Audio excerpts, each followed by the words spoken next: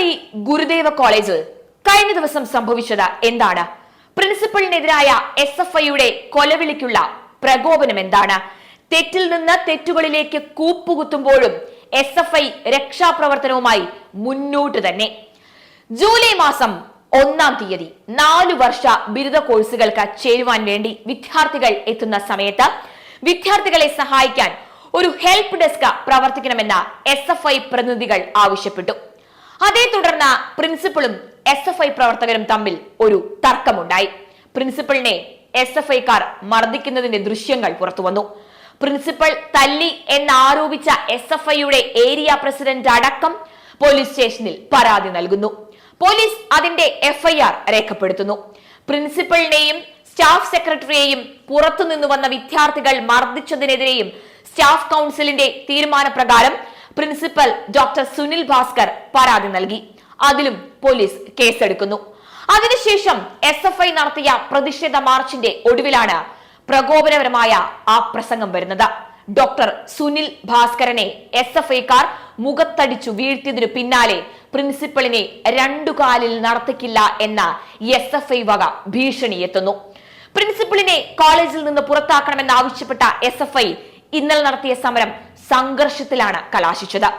പ്രിൻസിപ്പലിനും ചില സഹ അധ്യാപകർക്കുമെതിരെ മുഴക്കിയത് ഭീഷണിയുടെ സ്വരമുള്ള മുദ്രാവാക്യങ്ങൾ. പ്രിൻസിപ്പൽ 2 കാലിൽ കോളേജിൽ കയറില്ല എന്ന് പറഞ്ഞ SFI ഏരിയ സെക്രട്ടറി നവതേജ് ഈ അധ്യാപകനെ എങ്ങനെ കൈകാര്യം ചെയ്യണമെന്ന് അറിയാം എന്നുവരെ സംസാരിച്ചു. ഈ പ്രതിഷേധങ്ങൾക്കൊക്കെ വഴിവെച്ചത് SFIയുടെ ഹെൽപ്പ് ഡെസ്ക് എന്നതാണ്.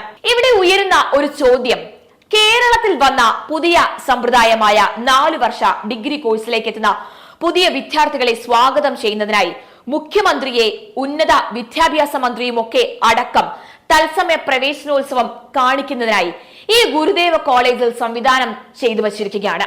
അവിടെ ഒരു വിദ്യാർത്ഥി സംഘടനയ്ക്ക് ഹെൽപ്പ് ഡെസ്ക് തുടങ്ങാൻ എന്താണ് നിയമപരമായ അധികാരമുള്ളത്? ഒരു വിദ്യാർത്ഥി സംഘടനയുടെ റോൾ എന്താണ് അവിടെ ഉള്ളത്? 4 വർഷ വിദ്യാർത്ഥികളെ സഹായിക്കുന്നതിനായി ഒരു ഹെൽപ്പ് ഡെസ്കിന്റെ ആവശ്യം എന്താണ് അവിടെ ഉള്ളത്? അതിന്റെ ആവശ്യം എന്താണ്? അങ്ങനെ ഒരു പ്രൊഫഷൻ അവിടെ ഉണ്ടോ? ഒരു ബിരുദ പ്രവേശനത്തിന്റെ ഭാഗമായി ഹെൽപ്പ് ഡെസ്ക് സ്ഥാപിക്കാൻ SFI അനുമതി ചോദിച്ചിരുന്നു.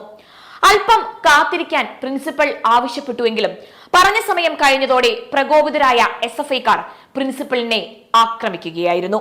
പ്രിൻസിപ്പലിനെ SFI പ്രവർത്തകർ ഭീകരമായി മർദ്ദിക്കുന്നതിന്റെ CCTV ദൃശ്യങ്ങൾ പുറത്തു വന്നു. എന്നാൽ പ്രിൻസിപ്പൽ SFIക്കാരെ അകാരണമായി മർദ്ദിക്കുകയായിരുന്നുവെന്നും പ്രിൻസിപ്പലിനെ പുറത്താക്കണമെന്നും ആവശ്യപ്പെട്ടാണ് കോളേജിലേക്ക് SFI മാർച്ച് നടത്തിയത്. ഈ ദൃശ്യങ്ങൾ വന്നതോടെ ഇനി എന്തു ചെയ്യും എന്നറിയാതെ മൊത്തത്തിൽ ഓട്ടപ്പാച്ചിലാണ് SFIയും CPM നേതാക്കളും.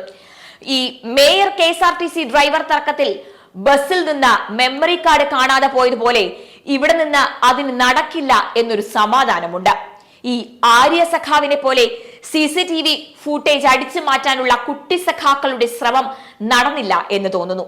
സത്യത്തിൽ ഇത്തരത്തിലുള്ള പ്രവർത്തികൾ കാണിക്കുന്ന കൂട്ടങ്ങളും അവർക്കെല്ലാ പിന്തുണയും നൽകുന്ന രാഷ്ട്രീയ പാർട്ടികളുമാണ് കേരളത്തിലെ ഉന്നത വിദ്യാഭ്യാസത്തെ ഇന്നത്തെ രീതിയിൽ അധപ്പതിപ്പിച്ചത് എന്ന് പറയാതെ വയ്യ.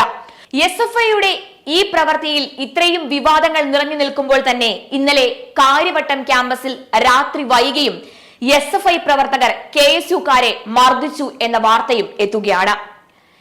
SFI പോലുള്ള ഇത്തരം വിദ്യാർത്ഥി സംഘടനകളുടെ പേര് കേൾക്കുമ്പോൾ തന്നെ കുട്ടികളുടെ മാതാപിതാക്കൾക്ക് കുട്ടികളെ കോളേജിലേക്ക് വിടാനുള്ള ഒരു പേടി കൂടി ആയിരിക്കുന്നു എന്ന അവസ്ഥയിലെത്തിയിരിക്കുകയാണ്.